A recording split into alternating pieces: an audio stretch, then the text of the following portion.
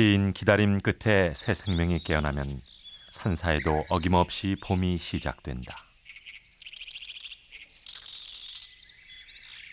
새로운 깨달음을 얻기 위해 스님들은 먼저 수련에 들어간다.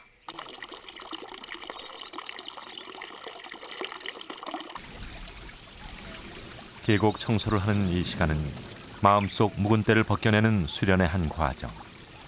자신을 버리고 새롭게 태어날 때 그때서야 비로소 해탈을 얻을 수 있다.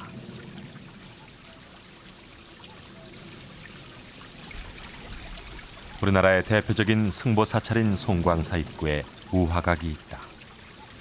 완전한 생명체가 되기 위해 딱딱한 껍질을 벗고 날개도질을 하는 곤충의 우화를 스님들은 해탈의 상징으로 삼는 것이다. 죽은 듯 번데기로 지낸 지 보름, 바모생나비의 우화가 시작됐다. 혼자 힘으로 딱딱한 허물을 벗어야 한다. 날개까지 완전히 빠져나와야 새로운 삶을 시작할 수 있다. 그러나 화려한 날개를 얻은 이 순간, 나비는 또다시 생존 투쟁에 나서야 한다.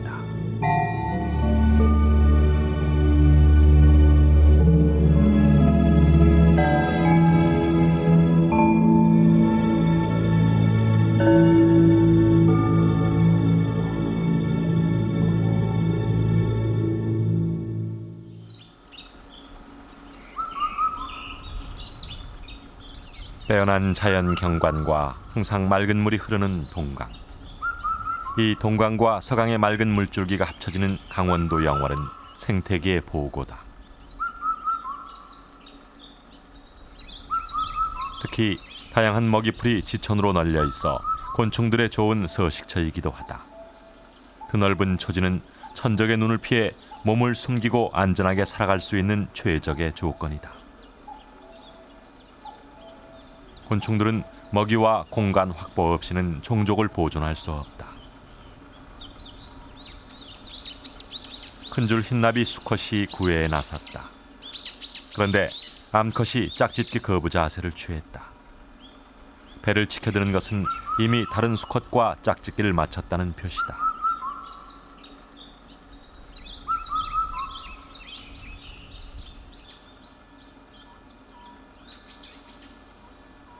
그러나 수컷은 끈질기게 짝짓기를 시도한다. 급기야 암컷의 생식공을 살피는 수컷. 생식공이 이미 다른 수컷의 정포로 막힌 것을 확인한 후에야 짝짓기를 포기한다. 배를 잇기 위한 나비들의 노력은 필사적이다. 빛을 푸른 부전나비가 짝짓기에 들어갔다. 암컷의 생식공에 수컷이 먼저 정자를 보호하는 물질인 정포를 밀어넣은 후 정자를 배출한다.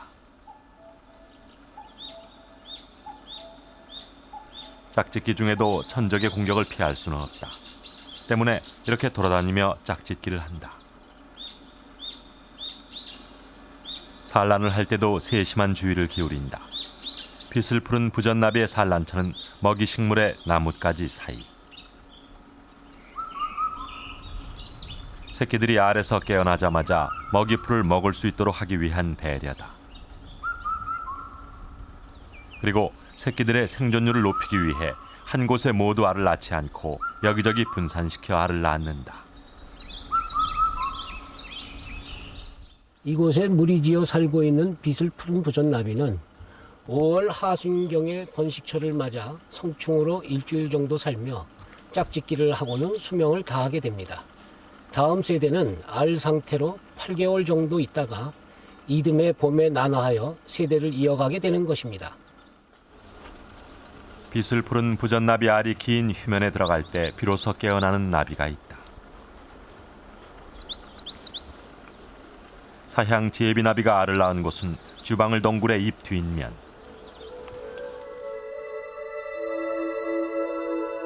사향 제비나비는 번데기로 월동한 후 이른 봄 우화하여 이미 산란을 끝내고 어미는 모두 죽었다. 산란 일주일 후 알 껍질을 뚫고 애벌레가 나오기 시작했다.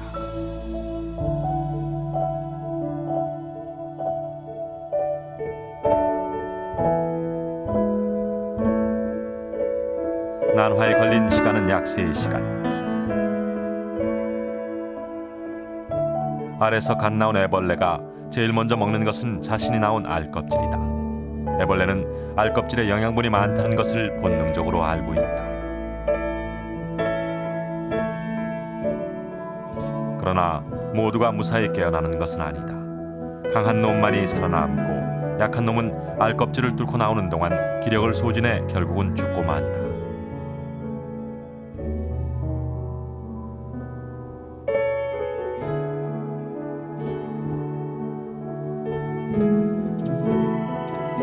애벌레에서 번데기로 변하는 기간은 20일. 그동안 5번의 잠을 잔다. 한 번 잠에서 깨어나는 것을 일령이라고 하는데 령이 바뀌면서 탈피를 반복하여 몸집이 커진다. 몸집이 커질수록 애벌레는 식욕도 왕성해진다.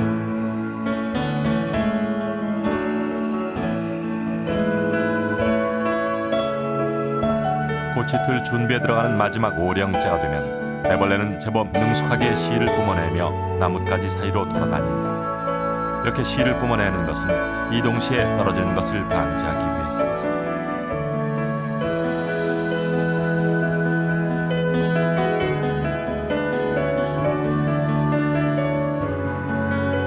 하지만 언제 있을지 모르는 천적의 공격을 피해 안전한 공간을 서둘러 확보해야 한다.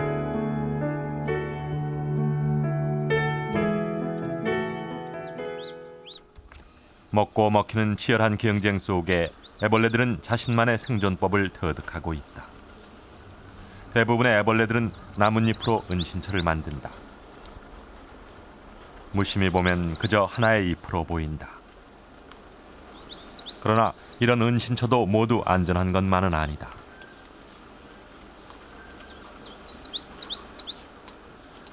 애벌레의 나뭇잎 은신처를 찾아낸 검정 맵시벌. 나뭇잎 위에 침을 꽂아 애벌레를 밖으로 유인하는 중이다.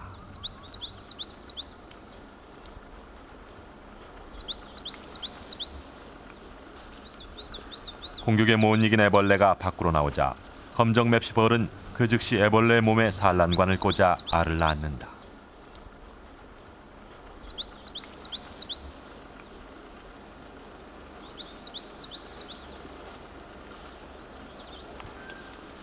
이제부터 애벌레는 검정 맵시벌의 알을 몸에 지닌 채 영양분을 빼앗기며 처절하게 살아가야 한다.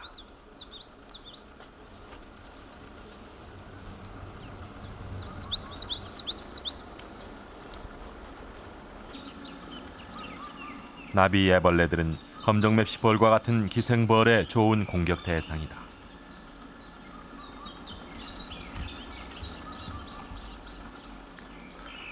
화려한 날개를 달고 비상하기도 전에 대부분의 애벌레들은 천적에게 희생당한다.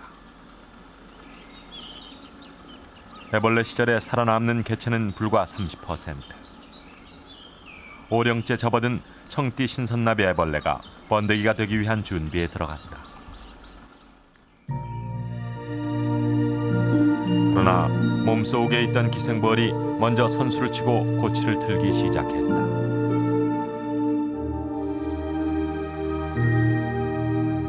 열흘 전 기생벌이 산란한 알이 애벌레의 몸을 파먹고 자라다 이제 막 빠져나오려고 하는 것이다. 청띠 신선나비 애벌레는 꼼짝을 못한다. 기생벌이 뿜어낸 실에 묶여버린 것이다.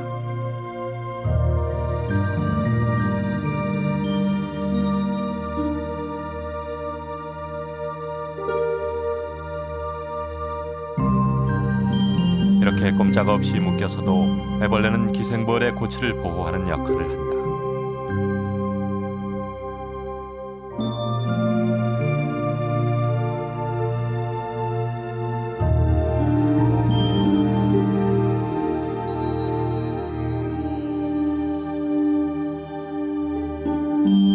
청띠 신선나비 애벌레의 몸을 뚫고 태어난 고치벌은 무려 90여 마리.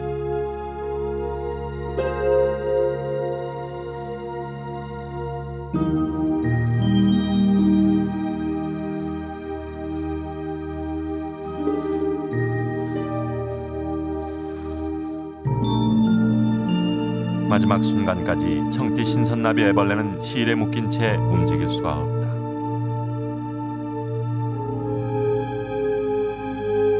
호치벌이 모두 떠나간 후 애벌레는 굶어 죽었다.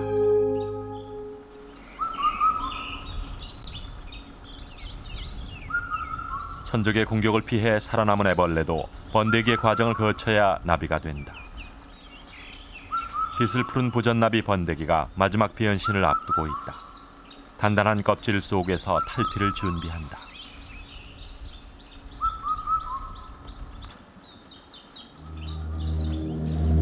우화는 머리부터 시작된다. 이 과정도 위험하기는 마찬가지다. 언제 어디서 천적이 공격해 올지 모른다.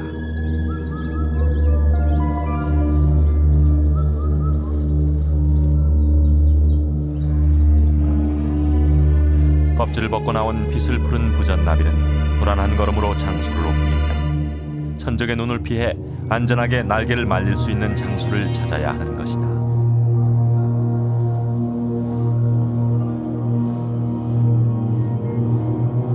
날개를 말리는 데 걸리는 시간은 약 1시간. 이 1시간을 무사히 넘겨야 화려한 날개로 비행에 나설 수 있다.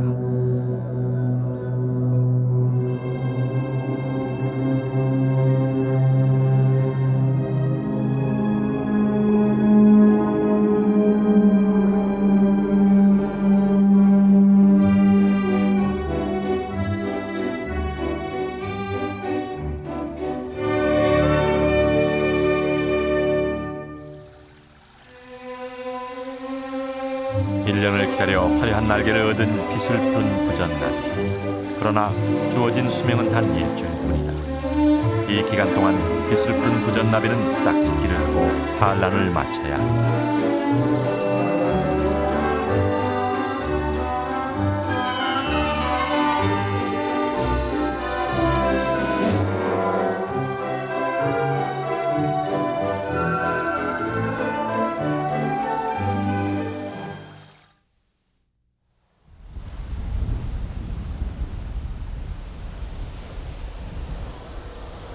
우리나라에서 가장 규모가 큰 서해안 사구지대. 이 지역은 오랜 기간 해풍에 쓸려온 모래가 쌓여 40만 평에 달하는 생명의 터전을 일군 곳이다.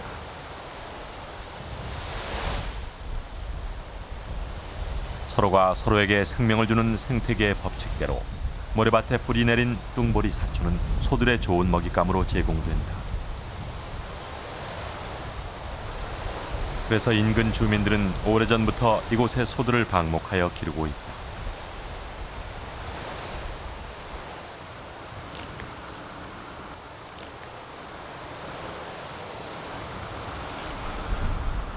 이곳의 초지는 소들의 천국이다. 5월부터 방목된 이곳의 소들은 10월 말 찬바람이 불 때까지 이곳에서 먹고 자고 한다.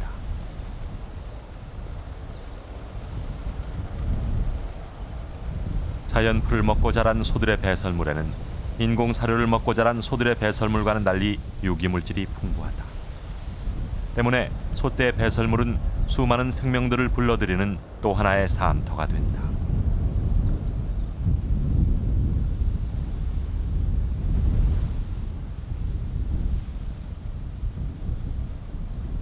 소똥을 파간 흔적이 특이하다. 누가 한 짓일까?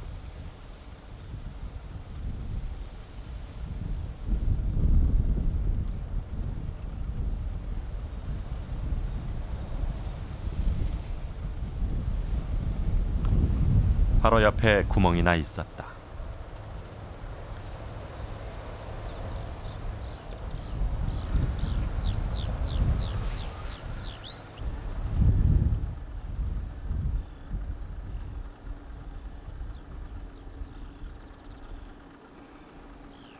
구멍의 깊이는 약 15cm 정도.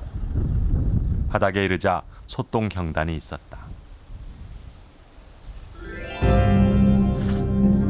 소똥 경단의 주인은 왕소똥굴이었다. 식사를 하면서 배설을 하고 있었다. 1.8cm 정도의 몸 길이, 흑색의 광택나는 몸빛, 틀림없는 왕소똥굴이었다. 왕소똥굴이는 30년 전에 우리나라에서 멸종된 것으로 학계에 보고된 희귀 곤충이다. 절반 정도 먹은 상태였지만 금방 가져온 듯 소똥경단은 촉촉하게 습기가 배어 있었다.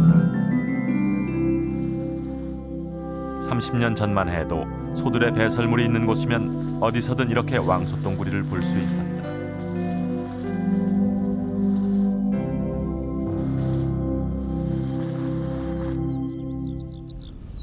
왕소똥구리가 사라지기 시작한 것은 소들을 인공사료로 사육한 이후 인공사료를 먹은 배설물에는 왕소똥구리가 섭취할 유기물이 없기 때문이다.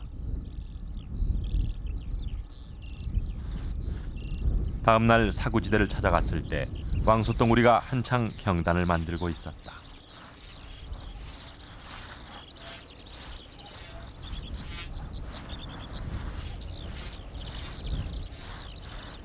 쇠수랑같이 넓적한 앞다리로 소똥을 파내고 다져 경단을 만드는 솜씨가 인류 미장이 못지않게 노련했다.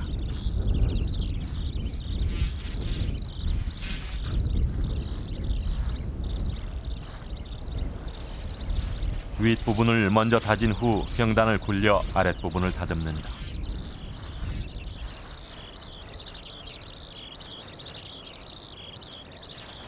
이렇게 굴리고 다지기를 거듭하며 왕소똥구리는 쉬지 않고 소똥 경단을 만들었다.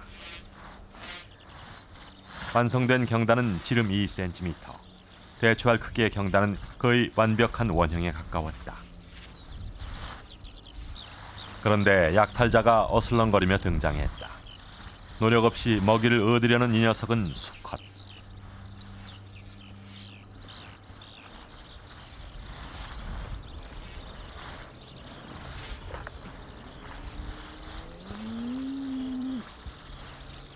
다툼이 시작됐다.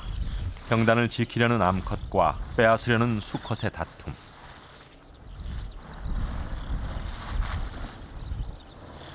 하지만 쉽게 약탈자는 쫓겨난다. 왕소똥구리가 경단을 운반하기 시작했다. 앞다리로 물구나무를 서서 뒷다리로 경단을 굴려간다. 운반 거리는 소의 배설물에서 5m 안팎. 목적지에 도달하기까지는 험난한 난관들을 통과해야 한다. 작은 풀 한 포기도 경단을 굴리는 데는 장애가 된다. 경사를 만나면 구르기가 예사다. 이번에는 마른 풀대에 걸렸다.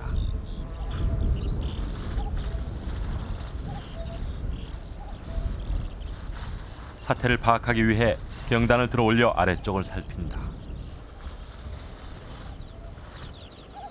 급기야는 모래밭도 파본다.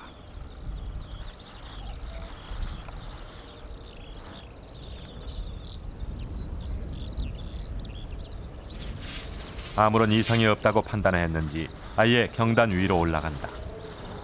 비로소 사태를 파악한 왕소똥구리.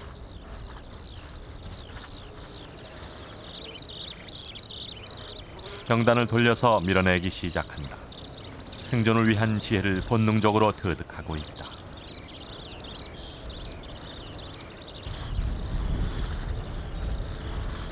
완벽하게 사태를 수습하고 다시 경단을 굴리기 시작했다. 그런데 또다시 약탈자가 등장했다. 경단 위에 무임승차한 약탈자를 뒤늦게 발견한 왕소똥구리.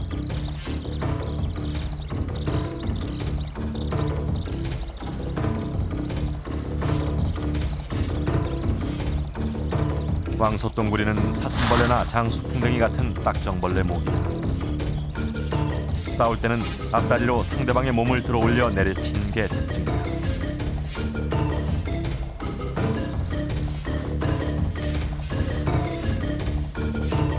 갑자기 약탈자가 경단을 동강내기 시작했다.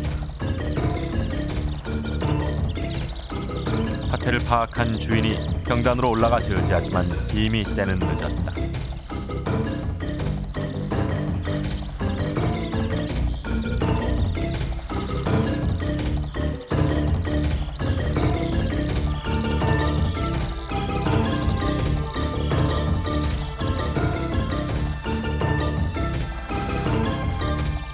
경단이 두 동강 난 후에야 싸움도 끝난다.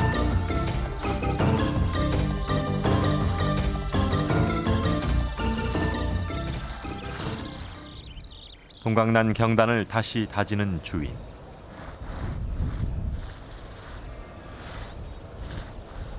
그러나 약탈자는 먹기 바쁘다.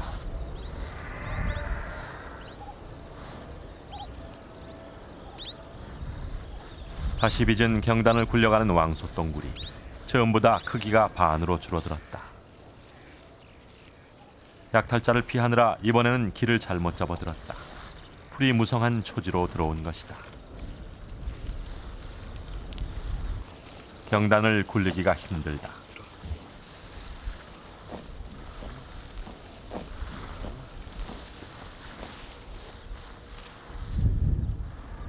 길을 헤맨 지 30분. 사람들이 파놓은 배수로를 만나 겨우 풀밭을 벗어났다.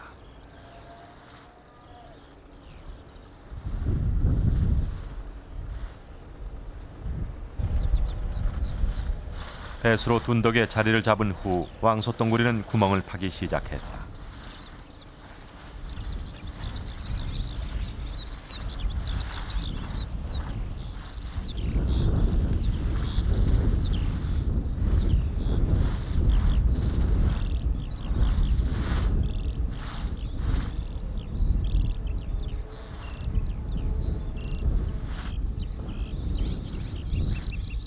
구멍을 파면서 경단을 끌어내리는 왕소똥구리. 작업을 시도한 지 불과 5분.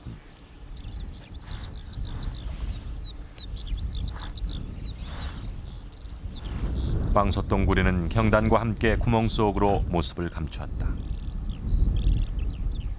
대체 왕소똥구리는 구멍 안에서 무엇을 하려는 것일까?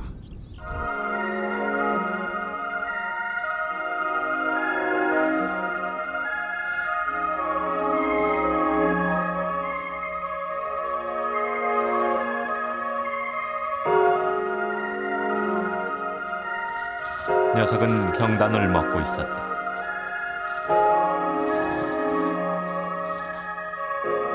그 많은 장애를 겪으면서 경단을 운반한 후 왕소똥구리는 왜 이렇게 땅속에서 먹는 것일까?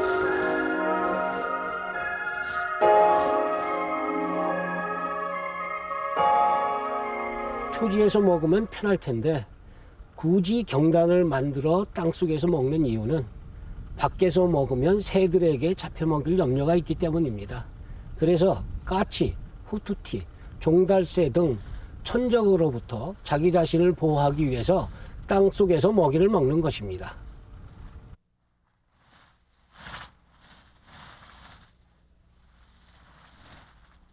먹이를 먹는 동안 언제 어디서 공격해 올지 모르는 천적을 방어하기 위한 전략이었던 것이다.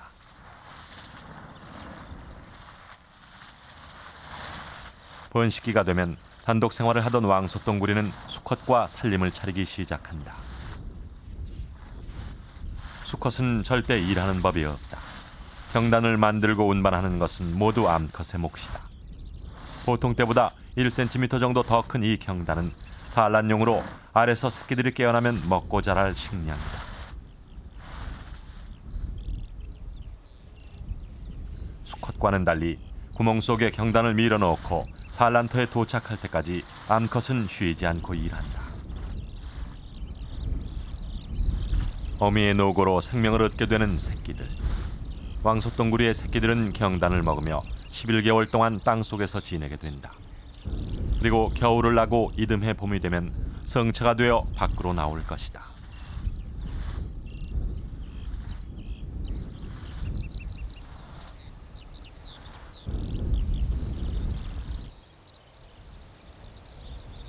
그러나 왕소똥구리는 영영 세상 밖으로 나오지 못할 위기에 처해 있다.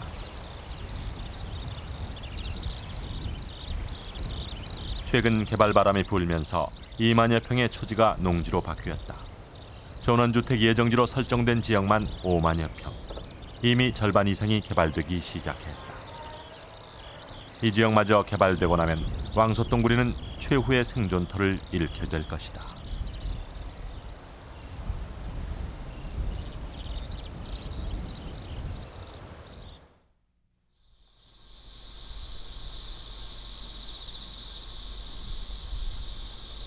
먹이터가 사라지면 생명들도 사라진다.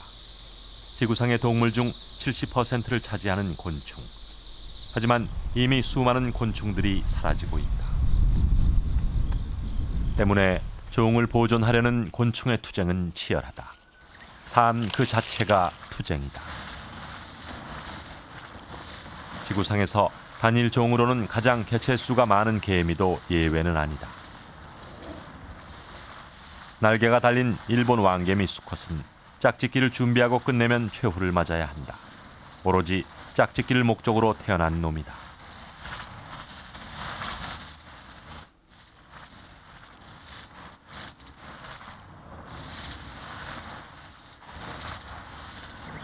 (5월) 중순부터 (6월) 중순까지 이 한 달이 일본 왕개미의 번식철. 겨우 내내 날개를 달고 준비해온 예비 여왕개미는 이 무렵 결혼 비행에 들어간다.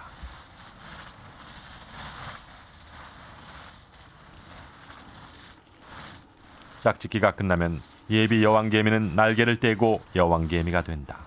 그리고 직접 굴을 파고 들어가 단독 세대를 구성한다. 굴 속으로 들어간 여왕개미는 제일 먼저 일개미를 산란해 키우기 시작한다.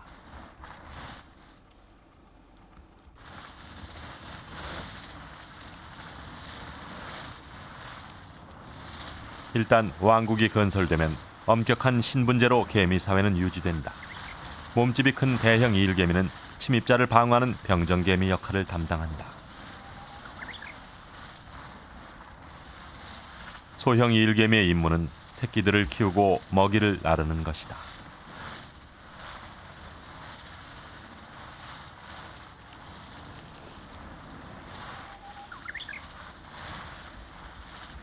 이 일개미들은 다른 개미의 애벌레를 훔치기도 한다. 노예로 삼기 위한 목적으로 전문가들은 추정한다. 도둑질을 하는 만큼 이 일개미들은 민첩하게 움직인다. 3,000개가량의 애벌레를 모두 훔쳐가는데 불과 5분이 걸리지 않았다.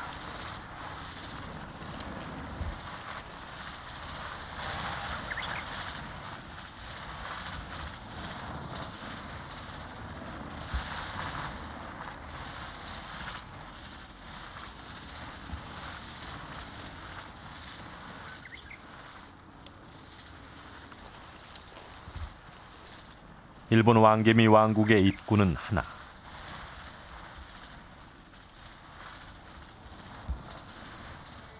그러나 굴 속으로 들어가면 복잡한 구조로 되어 있다.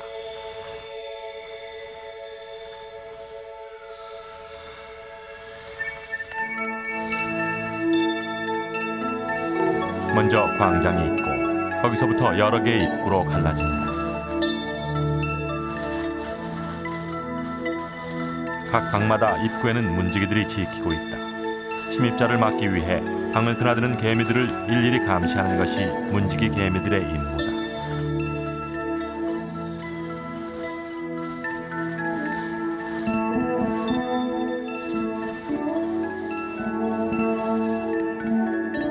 날카로운 턱을 가진 문지기들은 일본 왕개미 사회를 지키고 유지하는 일종의 군대인 셈이다.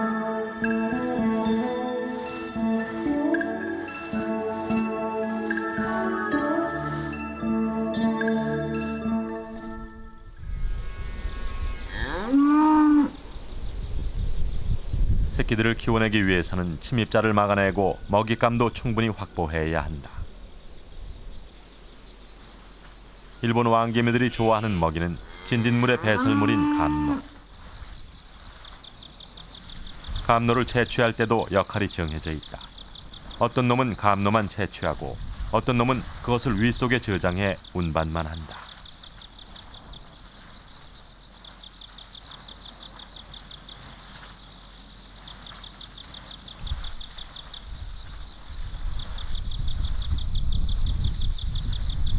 식물의 즙에서 나오는 단물을 좋아하지만 일본 왕개미가 식물만 섭취하는 건 아니다. 일본 왕개미는 봄에 활동하기 시작하여 꼬치꿀이나 꽃가루, 식물즙 등의 식물식을 하다가 번식철에는 애벌레를 키우기 위해 육식성 단백질을 필요로 하는 시기입니다. 치열한 생존 경쟁의 결과로 나온 동물의 사체는 번식기의 개미들에게 더없이 좋은 먹잇감이다.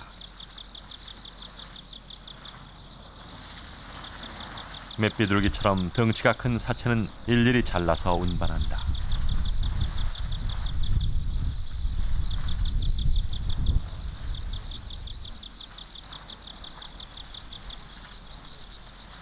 자연에서 나온 이런 사체들 중 90%가 이렇게 개미에 의해서 분해되고 처리된다.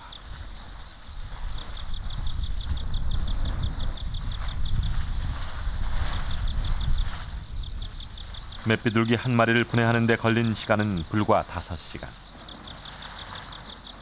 먹이를 얻기 위한 이런 개미들의 놀라운 활동으로 자연의 부패물들은 깨끗이 청소되고 자연 생태계는 건강성을 유지한다. 사체 청소도 하지만 살아있는 애벌레도 개미들의 사냥 대상이다.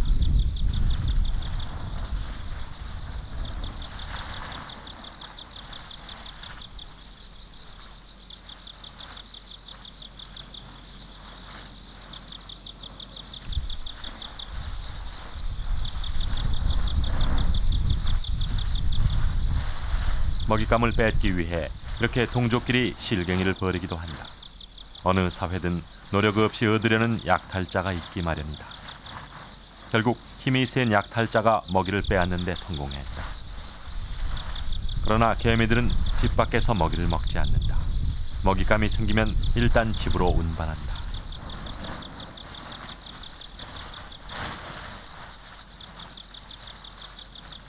개미는 사회성 곤충답게 먹이를 저장한 후 필요에 따라 일정하게 나누어 먹는다.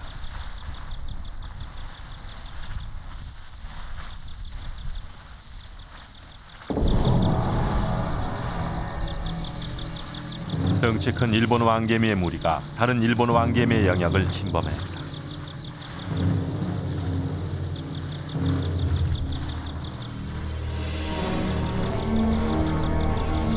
영역을 침범당한 일본 왕개미는 즉시 반격에 나섰다.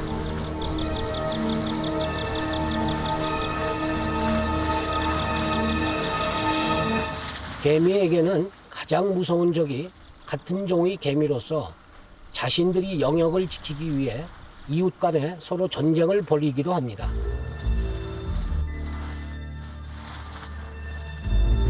병정개미들은 침입자의 다리를 집중 공격한다. 영역을 지키기 위한 공격은 일사불란하다.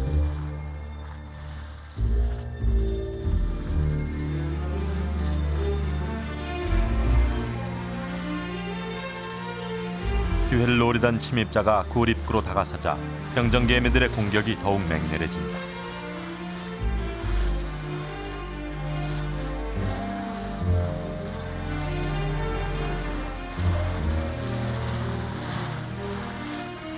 급기야 공격에 못 이긴 침입자가 도망치기 시작했다.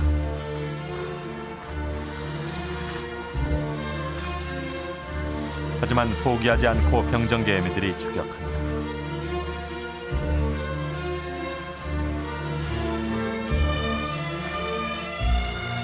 일단 전쟁이 시작되면 어느 한쪽이 죽을 때까지 싸움은 계속된다.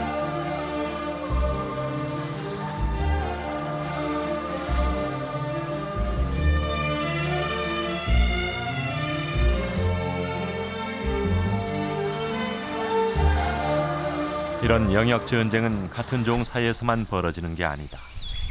다른 종의 개미들이 침입하면 전쟁은 더욱더 격렬해진다.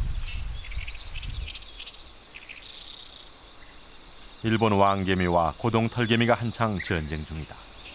고동털개미가 일본 왕개미 영역에 침입한 것이다.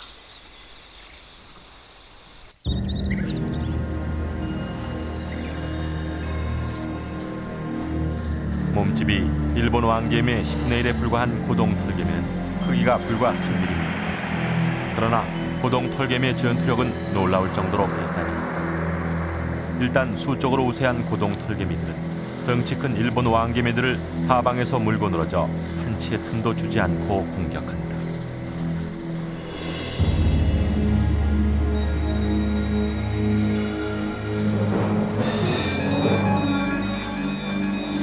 고동털개미가 일본 왕개미의 영역에 침입을 시도한 이유는 일본 왕개미의 애벌레를 훔치기 위해서다.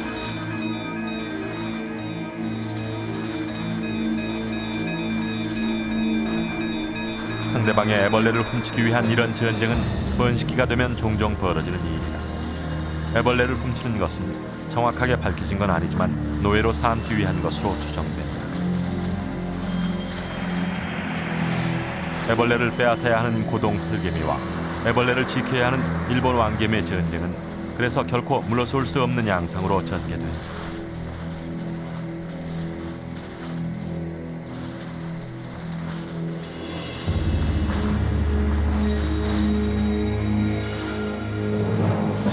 응원군이 보강되자 궁지에 몰리던 일본 왕개미의 반격이 시작된다. 날카로운 톱으로 고동 털개미를 단숨에 잘라버린다.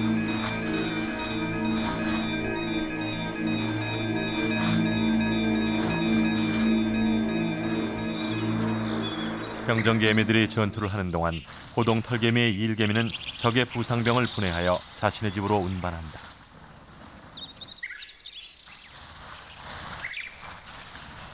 일본 왕개미의 일개미 또한 부상병을 빼앗기지 않으려고 후송하기에 바쁘다.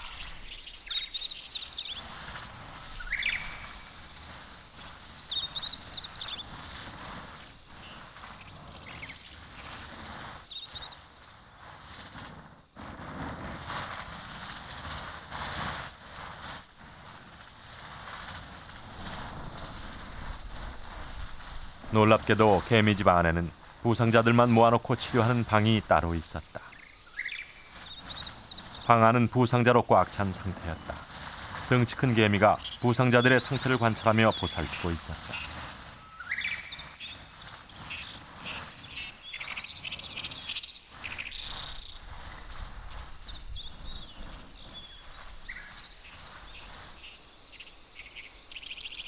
처절하게 전쟁을 벌였던 일본 왕개미와 고동 털개미의 집은 불과 30cm의 거리에 있었다.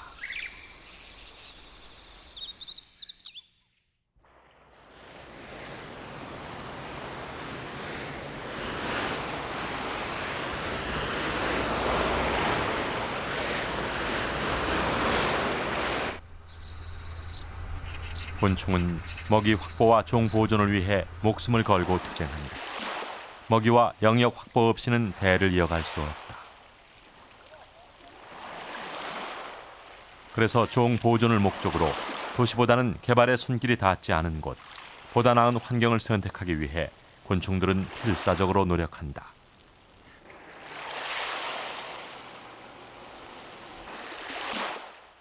자연 상태를 그대로 유지하고 있는 보길 또는 좋은 서식 조건을 갖춘 곳이다. 왕 사막 위의 난화가 시작됐다.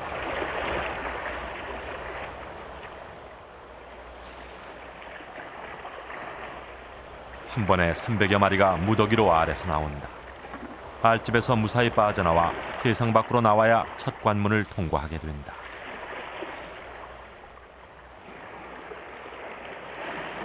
허물을 벗는 과정도 위험하기는 마찬가지. 끈끈한 체액이 완전히 마를 때까지 한동안 알집에 매달려 있어야 한다. 알집을 빠져나오는 동안 모든 힘을 다 써버린 탓에 새끼들은 얼마간 제대로 걷지도 못한다.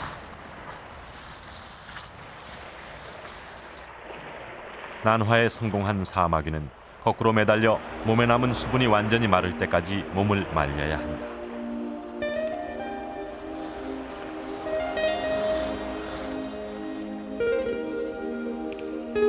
주변 환경에 완전히 적응하면 왕사마귀 새끼들은 곧바로 독립생활에 들어간다. 혼자 힘으로 먹이를 사냥하고 살아가야 한다.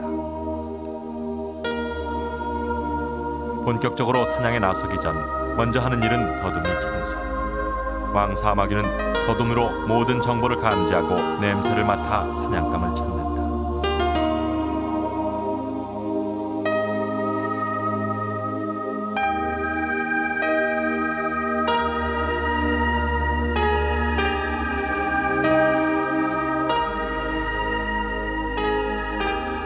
더듬이 청소를 끝내고 사냥에 나서는 이 순간 왕사마귀의 일생은 비로소 시작된다.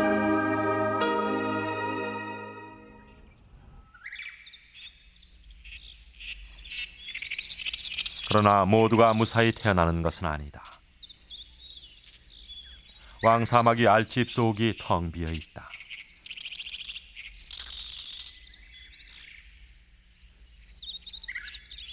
알집 바닥에는 엉뚱하게 사마귀 수시랭이만 가득했다. 지난 가을에 사마귀 수시랭이 성충이 이 알집에 자신의 알을 몰래 나누었던 것이다. 바로 그놈들이 왕 사마귀의 알들을 먹어치우고 이렇게 성장한 것이었다.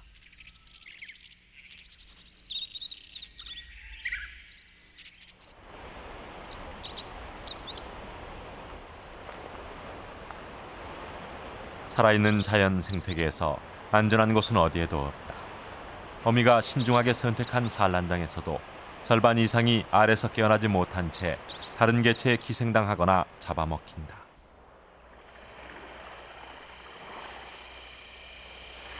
왕 사마귀보다 2배 정도 몸이 작은 사마귀는 생존율을 높이기 위해 깊은 밤을 선택해 나눠야 한다. 70여 마리의 새끼들이 가는 시일을 타고 차례로 알집을 빠져나와 껍질을 벗는다.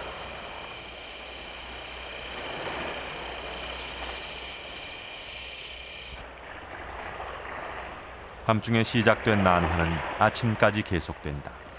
이렇게 오랜 시간이 걸리는 것은 한 개체 한 개체가 순서를 기다려 나와야 하기 때문이다.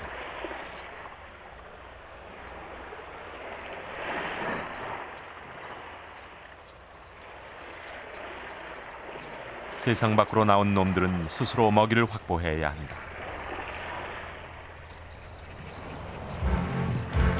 모든 곤충이 사마귀의 사냥 대상이다. 몸이 작은 일령대는 개미와 같은 작은 곤충을 사냥하고 몸집이 커지면 나비나 메뚜기, 잠자리 같은 것을 사냥한다.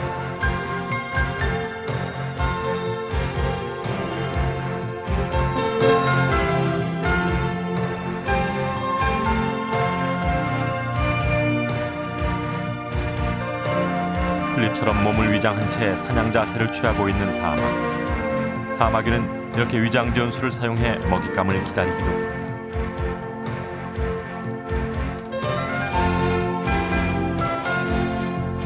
어둠에 일단 먹잇감이 포착되면 사냥에 실패하는 경우는 거의 없다.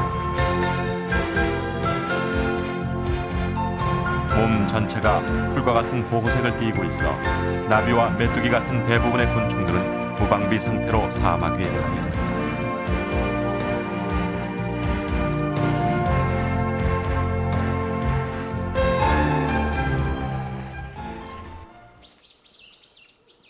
그러나 사마귀의 사냥터도 안전한 것만은 아니다.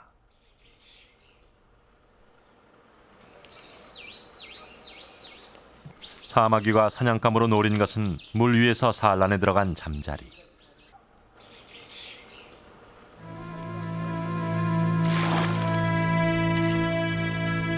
잠자리를 향해 연못으로 뛰어드는 사마귀.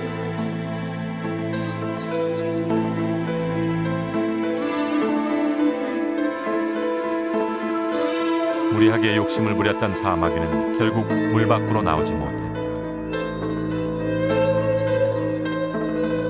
거미를 잡겠다고 뛰어드는 녀석도 있다.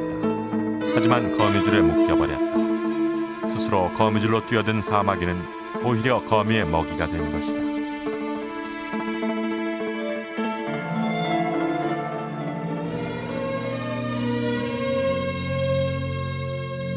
자연에서 절대 강자는 없다. 먹고 먹히는 치열한 먹이 사슬 속에서 살고 죽고 투쟁하며 곤충들은 자연의 일부가 되어 질서와 균형을 유지할 뿐이다.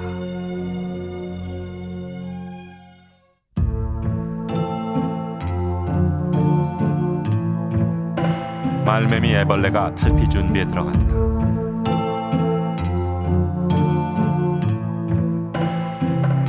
땅 속에서 지내다 6년 만에 날개를 달기 위해 밖으로 나온 것이다.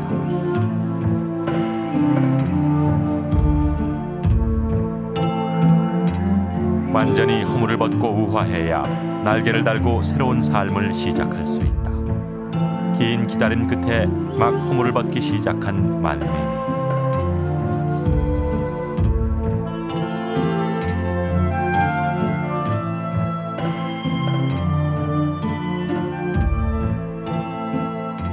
이 위험한 순간을 통과하고 허물을 빠져나오면 비로소 매미 성충이 될 수 있다.